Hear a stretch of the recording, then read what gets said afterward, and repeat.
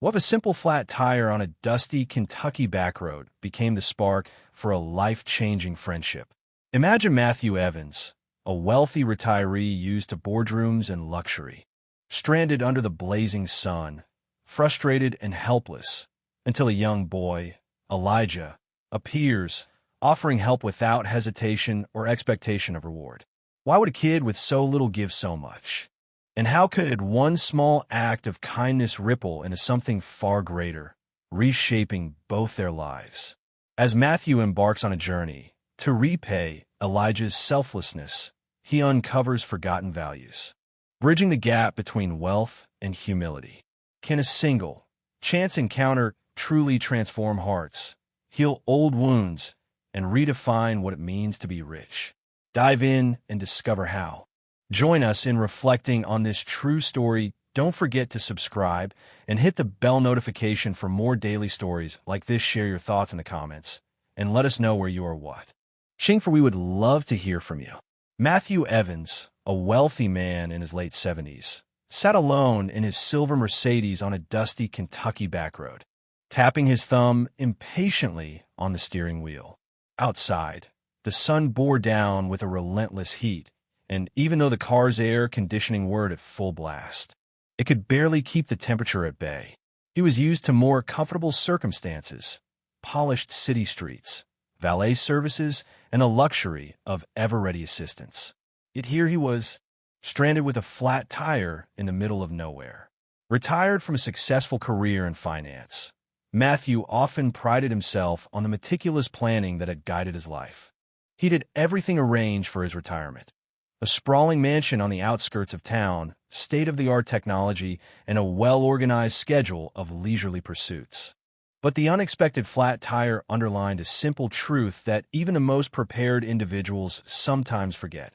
Life can surprise you at any moment. He glanced at his cell phone and sighed. No signal. He tried calling roadside assistance multiple times, each attempt leading to a frustrating disconnection. With no other option apparent, he considered the possibility of changing the tire himself. But when he peered at the trunk, the tool seemed unfamiliar, and the scorching sun made him hesitant to begin. Frustration simmered just beneath his calm exterior. Time had taught him patience in business, but in personal matters, especially physical tasks, he was less sure of himself. As he stood by his car, arms folded, he noticed a lone figure walking down the road toward him. The figure was small in stature, likely just a kid. Squinting, Matthew made out the details. A boy around 13 or 14 years old, wearing a faded t-shirt and sneakers that had clearly seen better days. Despite the sweltering sun, the boy approached at a steady pace, dark eyes scanning the scene before settling on Matthew and his stricken vehicle. "Got a flat tire, sir?" the boy asked, voice carrying more confidence than Matthew expected. Up close, he noticed the boy was thin but had a certain wiry strength about him. There was nothing timid in the way he spoke or held himself. Matthew nodded, blinking away a bead of sweat that trickled down his temple. "Yes, phone's got no signal, and I don't have roadside assistance on the way. Not sure what to do." The boy stepped closer, leaning down to examine the flattened rubber. "I can help you with that," he said simply. "I changed a few tires with my grandpa over the summer. Do you have a spare?" "Spare's in the trunk, yes," Matthew replied, stepping back and opening the trunk for him. "You really know how to do this?" Without another word, the boy retrieved the spare and the jack, setting them on the ground with a practiced efficiency.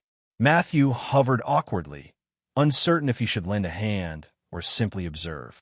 In truth, he felt a bit embarrassed. Here he was, a man who'd handled multi-million-dollar deals, reduced to waiting for a kid to fix his tire. Yet he couldn't ignore the calm assurance with which the boy worked. The sun blazed overhead, making the asphalt shimmer. Every few seconds, a car would rumble by, the driver casting a curious glance at the mismatched duo. The boy didn't seem to notice. He was entirely absorbed in the task, kneeling on the hot ground, quickly loosening lug nuts and maneuvering the jack. Matthew stood by, half ashamed of his helplessness. A few minutes later, the boy was done, wiping sweat from his brow with the back of his arm. "All set," he announced, rising to his feet. Should hold up fine until you can get it properly checked. Matthew took out his wallet, quickly pulling free a small stack of bills. He felt an overwhelming gratitude and a certain sense of relief. "Thank you," he said, extending the money. "Take this, please. I appreciate your help." The boy looked at the cash and then shook his head, a polite but firm refusal. "No, sir," he said, stepping back. "I'm just happy to help. I don't need anything." Matthew stood there, stunned. He tried again, almost pleading, but the boy just gave him a friendly nod, turned, and resumed his walk down the quiet Kentucky road, worn sneakers kicking up small puffs of dust. Matthew watched him go, the money still clutched in his hand. A strange mixture of humility and amazement washed over him. He'd spent a lifetime around people who rarely did anything without expecting something in return. Yet this boy had helped a stranger for no reward at all. Climbing back into the driver's seat, Matthew peered into the rearview mirror. Even as he started the engine and eased back onto the road, he couldn't help replaying the brief exchange in his mind. By the time he reached his lavish home, the boy's image and the earnest refusal of money echoed louder than any business deal he'd ever made. That evening, after returning to his sprawling estate, Matthew found himself unable to focus on anything. Usually, he'd unwind in his study with a glass of expensive scotch, maybe peruse the latest financial reports or review some philanthropic commitments he'd been meaning to finalize. But tonight was different. He sat in his plush leather armchair, the faint ticking of a grandfather clock breaking the silence, the opulence surrounding him, fine art on the walls, antique rugs underfoot, the quiet hum of central air felt strangely empty. He couldn't stop thinking about the boy. The memory of his unwavering composure lingered. Matthew realized that in his 70-something years, he'd never quite seen someone so young demonstrate such calm generosity. In Matthew's professional world, any help or favor typically carried an unspoken price. Yet the boy asked for nothing, wanted nothing.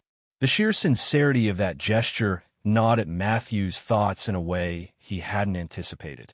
He tried to occupy his mind with simpler tasks, maybe read a novel or respond to a few emails.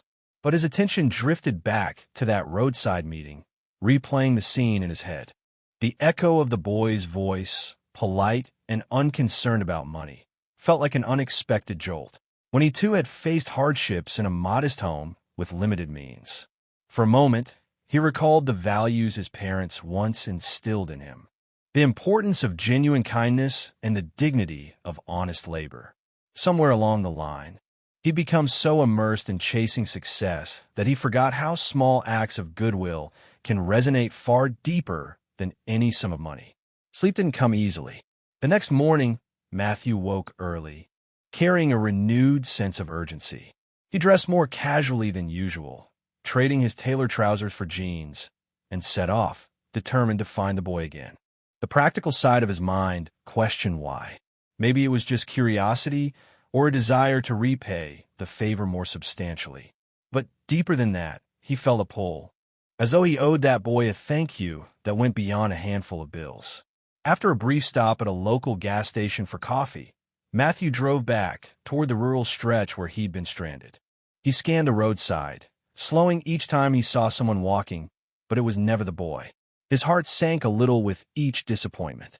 Eventually, he pulled into a modest diner where few cars were parked. Inside, the smell of frying bacon and freshly brewed coffee mingled with the hum of morning conversations. Taking a seat at the counter, he ordered more coffee and made small talk with the waitress, a graying woman named Barb. She smiled politely but clearly sized him up, an older man in well-made clothes rummaging for some reason in rural Kentucky. After a moment, Matthew gathered the nerve to ask what had been on his mind. "Ma'am," he began, "I'm looking for a young boy who might live around here. About 13 or 14, African-American, wearing worn-out sneakers. He helped me with a flat tire yesterday on one of these roads. I believe he might go by Elijah." Barb's expression flickered with recognition. "Elijah's always helping folks," she said. "Pour him a refill. He lives with his mama in Harlan, near the edge of town. Good kid, that one. Always polite. Heard his grandpa taught him all sorts of handy skills. Matthew felt a spark of relief. Do you happen to know exactly where in Harlan? After rummaging through her memory, Barb offered rough directions. Small white house, peeling paint, old fence. You won't miss it. Elijah's mama is named Jana.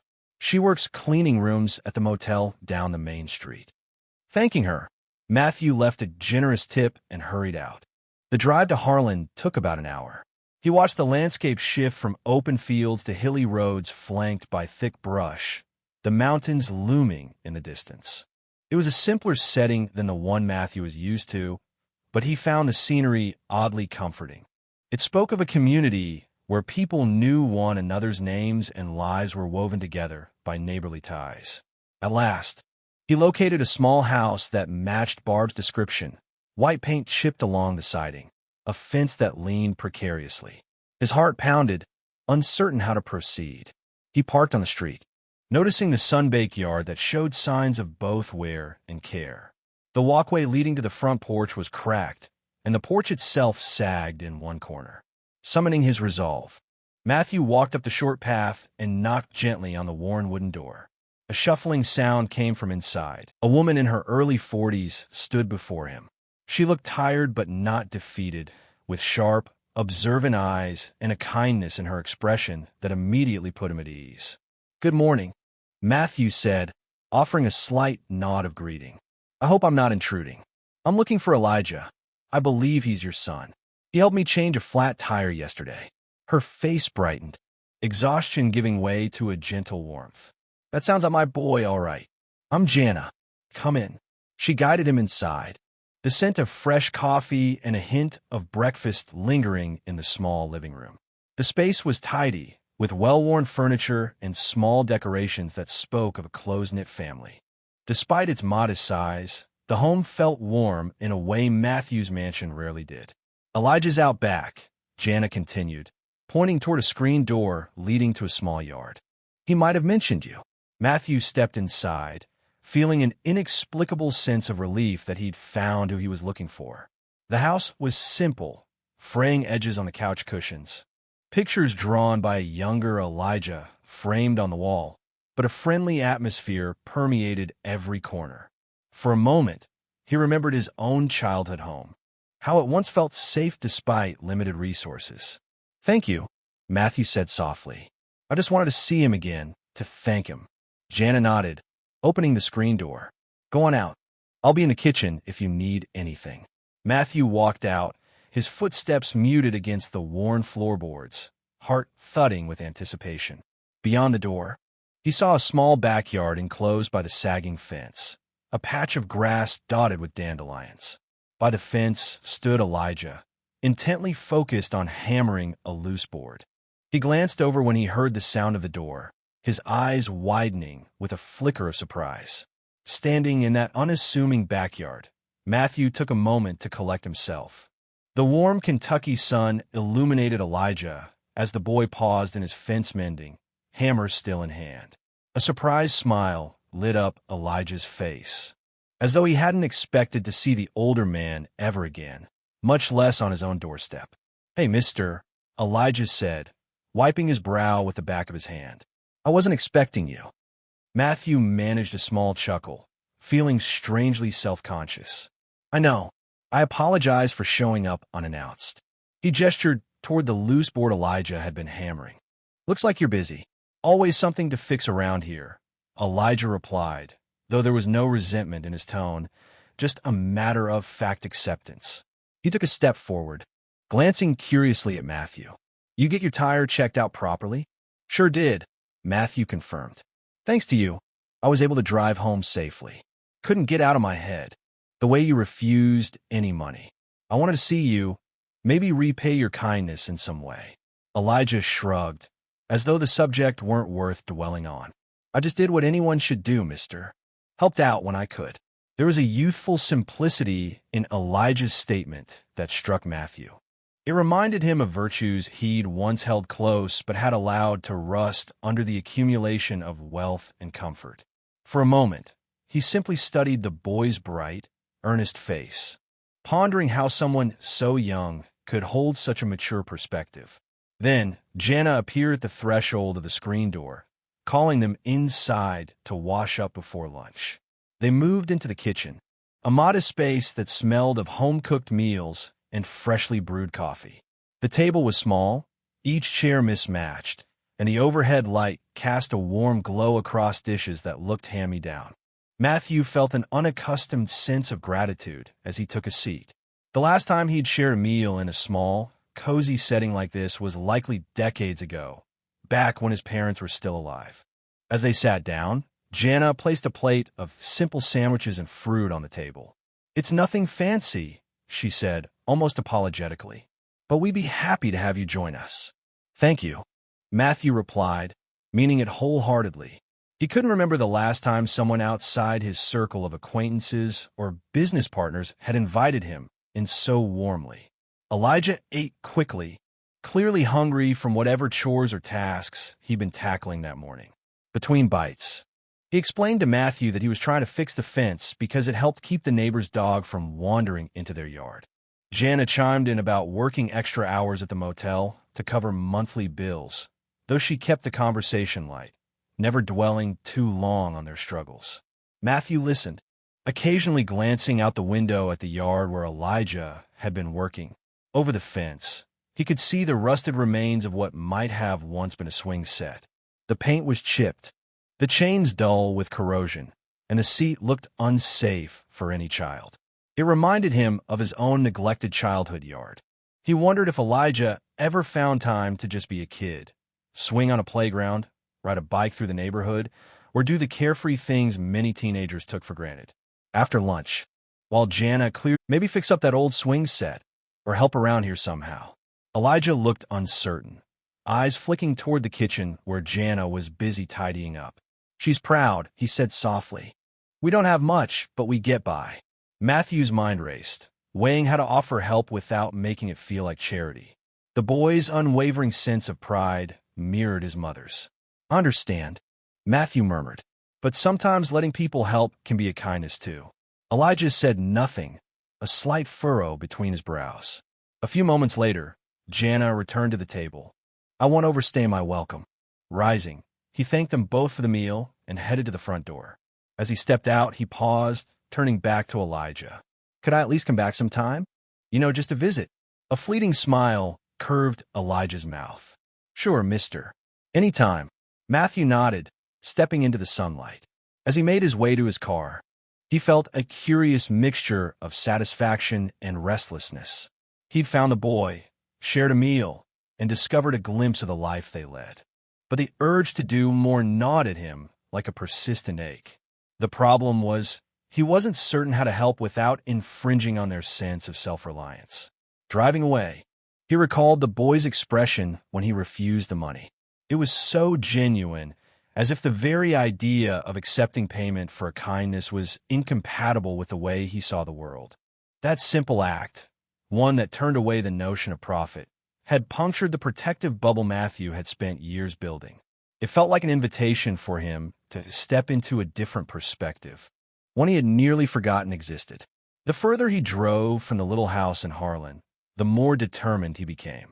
His world and Elijah's seemed leagues apart, but a single act of generosity had built a fragile bridge. Matthew wanted to cross it.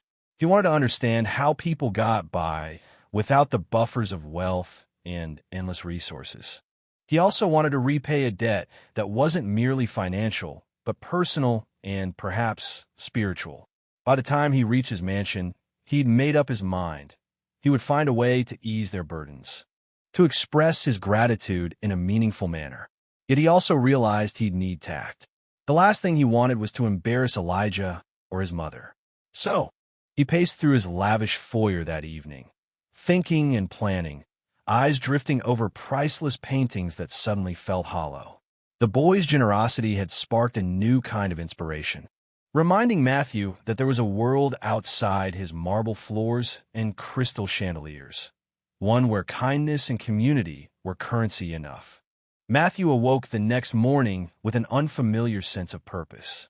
His typical routine involved leisurely breakfasts, perhaps a few phone calls to old business associates, and then hours of idleness in his opulent home. But today, he forewent the usual comforts and instead began making calls he hadn't made in a long time. He dialed up former colleagues, acquaintances in real estate, and contractors he'd once hired for his own renovations. The impetus was clear. He wanted to help Elijah and his mother, Jana, without diminishing their dignity. His plan took shape rapidly as he spoke to a trustworthy contractor friend named Henderson. They discussed a low-profile renovation and some necessary repairs that would make the family's home sturdier, safer, and more comfortable. Henderson agreed to gather a small, discreet crew. They could drive out to Harlan, do the work, and keep the spotlight off the family as much as possible. By midday, Matthew had arranged a set of deliveries: lumber for the dilapidated porch and fence, fresh shingles for the roof, paint, and even a new swing set for the backyard. His mind buzzed with the details, simultaneously excited and apprehensive about how Elijah and Jana might react. While he yearned to see their situation improved, he also didn't want to appear condescending or meddlesome.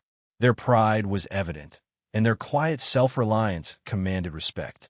That afternoon, he drove out to Harlan again, a clipboard in hand, prepared to oversee the first wave of supplies.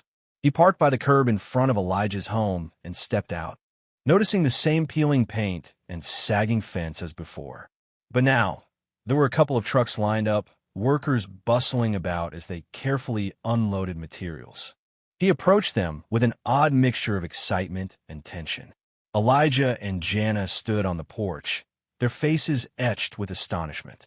Elijah's eyes darted from the workers to Matthew, questions clearly swirling in his mind. Jana, arms folded, wore an uneasy smile, as though she appreciated the gesture, but couldn't quite believe it was happening. "Mr. Matthew, what's all this?" Elijah asked, stepping off the porch. His gaze landed on the fresh lumber, the canisters of paint, and the sealed boxes labeled for a swing set. Matthew smiled in what he hoped was a reassuring way. "It's a small project, if you want to call it that," he explained. "I wanted to help fix the porch, patch the roof, and, well, give you a proper backyard to enjoy." Jana joined them, hands clasped. "We can't afford anything like this," she began, her voice threaded with worry. "I don't know how." Matthew gently held up a hand. "You don't have to pay for anything. This is my gift to you, for Elijah's kindness and for how you both welcome me. If it feels uncomfortable, I understand, but please try to see it as my way of giving back." For a moment, she looked as if she might protest further, but Elijah placed a hand on her arm, and she fell silent. Her eyes glossed with moisture. She tried hard to blink away. Meanwhile, Elijah turned to Matthew, his expression unreadable. "I didn't do anything special," he murmured. "I just changed a tire." "You did something special for me," Matthew replied, setting a gentle hand on the boy's shoulder. "It may not have seemed like much to you, but it meant more than you know." Henderson and a couple of crew members approached, nodding respectfully. "We'll get started, sir," Henderson said. "We'll make sure to be careful with their property and keep the noise down as best we can." Matthew thanked him, then turned back to Jana and Elijah, who both still wore stunned expressions. "Let them do the work. You two go about your day," Matthew suggested. "I promise we won't disrupt your lives too much." Reluctantly, mother and son moved aside as the crew got to work. Measuring the sagging boards of the porch, noting the peeling paint, and marking spots on the roof that needed repair, Elijah watched from a distance, occasionally drifting closer to examine the tools and materials. Once, he picked up a tape measure, curiosity shining in his eyes. Henderson noticed and started explaining how to gauge lengths before cutting the boards, and Elijah listened intently. Seeing that exchange, Matthew felt a wave of satisfaction. This was precisely what he'd hoped for, not just giving them better living conditions, but providing opportunities for Elijah to learn and grow. Each time the boy interacted with the workers, he asked thoughtful questions, revealing a spark of budding interest in carpentry, construction, and practical problem-solving. Jana, on the other hand, stood by the front door, looking conflicted. She thanked the workers with polite nods and offered cold drinks from her small fridge. Yet Matthew sensed an undercurrent of worry, perhaps that she was receiving something she hadn't earned. or that this generosity might come with hidden strings. He longed to reassure her, but he recognized that trust has to be built, especially when someone has spent years fending for themselves without relying on handouts. Throughout the day, Matthew oversaw the project, consulting with Henderson whenever a question arose. By late afternoon, they had stripped away the worst sections of the porch, stabilized the fence, and cleared away debris for repainting. The next phase would involve installing fresh boards, repainting the exterior, and addressing the leaky roof. As the sun began to dip low in the sky, the crew packed up, promising to return the next morning. Matthew looked over at Elijah, who'd spent a good deal of time observing and even lending a small hand here and there. The boy's eyes glimmered with gratitude, though he maintained his calm demeanor. Jana joined them by the porch steps, her voice wavering as she thanked Matthew again. He merely nodded, softly insisting it was he who owed them. When he finally climbed into his car to drive home, he felt an unfamiliar fullness in his heart. This had been a far more meaningful day than any he'd spent in his mansion, surrounded by expensive possessions. The tiredness he felt in his bones felt honest, like the satisfaction of doing something that mattered. In the weeks that followed, the modest house on the edge of Harlan transformed almost daily. At first, Jana and Elijah seemed overwhelmed by the influx of supplies and the presence of workers. Yet, gradually, they adapted, finding a new rhythm. Jana would head off to her job at the motel, returning to see fresh progress: a newly shingled roof, reinforced porch steps, or a half-finished fence waiting for another coat of paint. Elijah, meanwhile, spent every spare moment observing the carpenters, painters, and roofers, soaking up knowledge like a sponge. The swing set arrived in crates, leaning against the side of the house like a promise of bright afternoons to come. On the day Henderson's team prepared to install it, Elijah rushed to the backyard, practically bouncing on the balls of his feet. He asked if he could help, and the workers obliged, handing him bolts to fasten and demonstrating how to align the beams. Matthew stood off to the side, arms crossed, smiling at the boy's obvious enthusiasm. One evening, Elijah's mother invited the entire crew, including Matthew, inside to share a home-cooked meal. The living room was still cramped, but the air was rich with the aroma of slow-cooked stew and homemade bread. Worker after worker piled in, removing their boots at the door and wedging themselves around the small table. Laughter bounced off the walls as they recounted the day's tasks, teasing Elijah about his makeshift measuring techniques and expressing genuine fondness for Jana's cooking. Matthew felt a pang of something he hadn't experienced in a long time: pure camaraderie. With his typical social circle, events were planned, formal, and often tainted by business agendas. Here, in this tiny living space, he was just Matthew, an older man who'd found purpose again, sitting elbow to elbow with workers who didn't care about his net worth. More than once, he caught Jana looking at him with a mixture of gratitude and amusement, as if marveling at the unlikely chain of events that had brought them all together. Day by day, the old porch took on new life with sturdy boards and a fresh coat of paint in a soft blue. The fence, once sagging and patched, stood tall and firm. The roof glistened with new shingles, and the interior walls were patched, painted, and polished. Each improvement seemed to breathe fresh energy into the house. For Elijah, the process was like a crash course in practical skills. He peppered the workers with questions about angles, measurements, and carpentry techniques. Some recognized genuine talent in him and taught him small tasks, praising his quick learning curve. As for Matthew, he discovered a contentment that neither his mansion nor his financial achievements had ever afforded. Each evening, he'd return home with dusty shoes and paint-smudged shirts, exhausted yet oddly fulfilled. His estate, once a monument to his success, now felt less like a fortress of wealth and more like a place to rest between visits to Harlan. Even the staff at his mansion noticed the change. He smiled more. He seemed less hurried and far more approachable. Eventually, the renovation neared its end. The final touch was the installation of the new swing set. Elijah was there, of course, assisting Henderson as they bolted the seats and tested the chains for safety. When the last bolt was tightened, the yard seemed to sparkle with possibility. A group of neighborhood kids gathered at the fence, peering in awe. Elijah invited them inside, and within seconds, they were taking turns on the swings, shrieking with laughter as they kicked their legs skyward. Jana watched from the new porch, tears glistening in her eyes. Matthew stood beside her, hands in his pockets, filled with a quiet pride.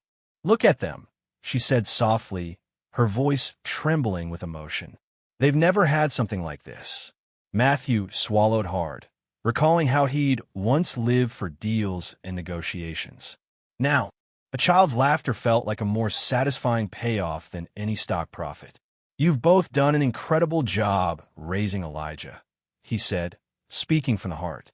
"He's bright, hardworking, and compassionate. I think he's going places." She smiled, dabbing at her eyes.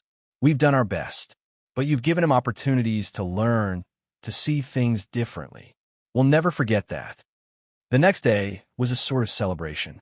Neighbors arrived with homemade dishes, a spontaneous potluck forming in the yard. Henderson's crew came by for one last check, while Elijah proudly showed off all that he'd learned. Children scrambled on the swing set and dashed around the yard with a newfound sense of joy. Someone turned on a small radio, letting lively music float through the air. For a few hours, the entire street felt alive with unity and gratitude. Matthew found himself seated on the porch, sipping iced tea. The sky's warm hues signaled the approach of evening. Elijah approached, all grins, the sun reflecting off a new brightness in his gaze. "Thank you, Mr. Matthew," he said, his voice quiet amid the background noise. "Not just for the house and everything, but for caring." Matthew reached out to give the boy's shoulder a gentle squeeze. "I should be thanking you. You did a lot more than change my tire. You reminded me of what really matters in life." They spent the next while chatting, discussing Elijah's future. The boy mentioned engineering, building things, and maybe even designing houses one day. Matthew listened, offering suggestions and encouragement, though a lump formed in his throat as he realized how deeply he cared for this boy's dreams. When it was finally time for Matthew to go, the crowd of neighbors offered hearty thanks, and Elijah's mother pressed his hand with tearful gratitude. He climbed into his car, feeling fuller than he had in decades, as if he'd rediscovered a part of himself that lay dormant. Driving away, he glanced in the rearview mirror to see Elijah and the neighborhood kids, waving amid the new swing set and the refreshed home. The last thing he heard in his mind was their laughter, echoing like a promise that everything he'd done was worth it. In the end, the transformation went far beyond a renovated house or a shiny new swing set. A lonely man in his twilight years rediscovered the joy of selfless giving, reminded that the deepest riches in life seldom show up in a bank account. And a young boy, raised to help others without expectation, gained a mentor who believed wholeheartedly in his potential. Their bond proved that sometimes the simplest acts of kindness can sow the seeds for profound change. Elijah's decision to stop for a stranger along a dusty Kentucky road didn't just solve Matthew's flat tire. It opened a door for both of them to grow in ways neither had anticipated. For Matthew, it was a reminder of values once taught and nearly forgotten: compassion, humility, and the importance of showing up for others. For Elijah, the experience ignited dreams he hadn't yet dared to speak aloud, wrapped in the encouragement of someone who saw beyond his worn sneakers and faded t-shirt. In a world so often preoccupied with wealth and convenience, their story became a testimony to how genuine human connection transcends class, race, or age. By extending a hand without expecting anything in return, they each discovered a new path, one marked not by transactions, but by understanding and respect. And though they came from drastically different walks of life, they found that the greatest wealth lies in building bridges of kindness, one simple gesture at a time.